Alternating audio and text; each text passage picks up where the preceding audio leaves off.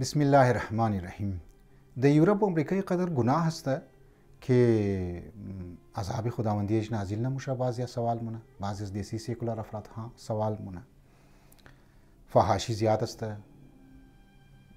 سکس زیاد است و از این مسائل ها زیاد است که در ممالک اسلامی که موشه اینجا عذاب نازل میشه در اونجا گاچر نمایه.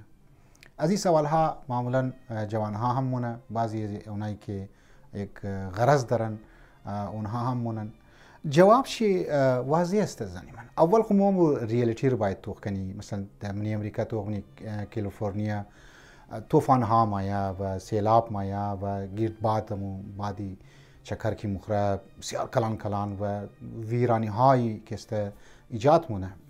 سیلاب ها رو بس این دستی امید چند روزای اسپین دیدی سیلاب مات و امیتر در مختلف ممالک ها زلزله هم مایا و در ممالک هم مایا. اول خو دروغ است. در ممالکای یورپی ممالک یا در امریکا و غیره اونجی جنگلات آتش میگیره، هزارها لاکا ایکر درختها در مخره و میگنی عذاب ها اونجی مایا. میدیا گیر از اونا هسته و از دو طرف چون که بچهای ازمو جوانهای ازمو یا مذهبیا بازیایشی یا می سیکولار افراد چون که اونا خو یخو غرض داره از با مذهبیا گو میدیا را توق نمونن در فیلم ها و در فیسبوک لگیا هسته وزیر پرتاو مونه برای دین و برای اسلام و برای علما ایرا اشکال مونه و بینوانی اگه اعتراض ایخو اولنا جواب شکی مو باید تحقیق کنی که زلزله ها بیشتر شده منی یورپی ممالک موشه، طوفان ها و یک گروه بارش ها و سیلاب ها هم موشه. خب در اسلامی ممالک هم موشه مویره خودم انکار نمونی. یک دو شما تو که ما چندان ویدیو جور کردم و می انگزایتی و استراب و بیسکونی در من انگلند و من یورپی ممالک اقدر زیاد هسته بون ریسرچ کن و انشالله ویدیو های از ما هسته من چینل از ما شما فالو کنین شده توق کنین که ما ریشوره یا آماری که خودون از بیان کرده از لحاظ انگزایتی. خب اینا هم یک قسم عذاب است، اینا هم یک قسم مشکلات است که امکان داره. یعنی ما نمیگم که حتما 100%. خب امکان داره که یک عذاب خداوندی قسمی از عذاب خداوندی باشه. عذاب خداوندی خویی نیه که فقط برای مسلمان ها باید مثلا یا در ممالک اسلامی باید چون اینجا گناه میشه. لذا این ریسرچ مو باید شما باید کنی و حقایق را خبر شونی. ای دو سیمنا تمام کده بتر بر فرضی که فار اگزامپل مگم درو که قطع نظر از که طوفان و یا مطلب اگزاینتی و استراب و بیسکونی نار مثلا بعضی بگن نیه بعضی میگه که مثلا تاپ 10 کنتریز منیش نروژ، منیش دنمارک، منیش سویدن، سوئیسرلند مطلب همین ممالک ها منیش اینا هم خوشحال زندگی مردم تیر مونه درو و بسیار آرامیش زندگی تیر نه. بر فرضی که این ریشورم خود از این ممالک ها بعض اوقات میگن از تمام کده کلان عذاب را از نگاه دین از نگاه روایات است که پروردگار اعلام میگه چیک شما گناه کین ما شما در حال شما اعلام میتم.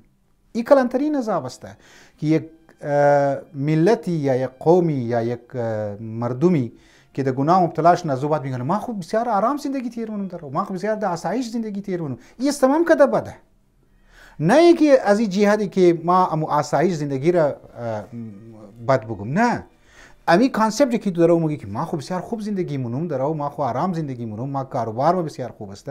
خدا تو رو بنده خدا در حال تو اشته تو اصلا طرف خدا توجه نمیدی. از تمام کده کلانترین عذاب در مطابق روایات اهل بیت گفت اگر عزیزانی من جوان های مذهبی اگر شما اهل بیت قبول دارین از تمام کده کلانترین عذاب امیه که انسان از خدا دور شونه، انسان از یاد خدا دور شونه. الا بذکر الله تطمئن القلوب. از او یاد حقیقی که انسان اطمینان حاصل مونه از او انسان دور شونه.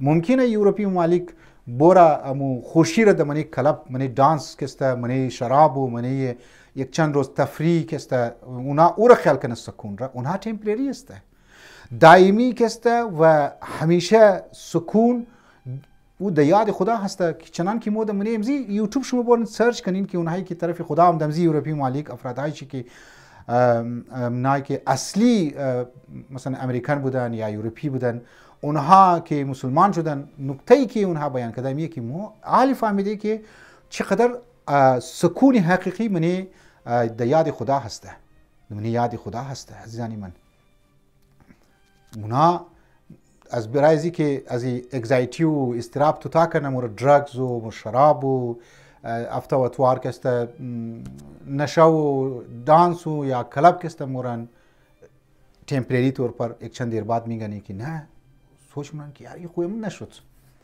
لذا در ژاپن ما گفتم که خودکشی زیاد است، حتی که کشوری بسیار پیشرفته است. در اروپی ممالک خودکشی بسیار زیاد است.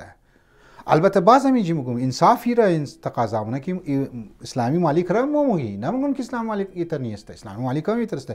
این جیم خب فساد زیاد است، این جیم هم گناه ها زیاد است که پروردگار علم درو بعنوان مکافات مال اسلامی ممالک را مسلمانایش را نشون میده. مو باید امو حقیقت را باید بفهمی زنی من حقیقت را و حقیقت همی است که الا بذکر الله تطمئن القلوب. والسلام علیکم و رحمت الله.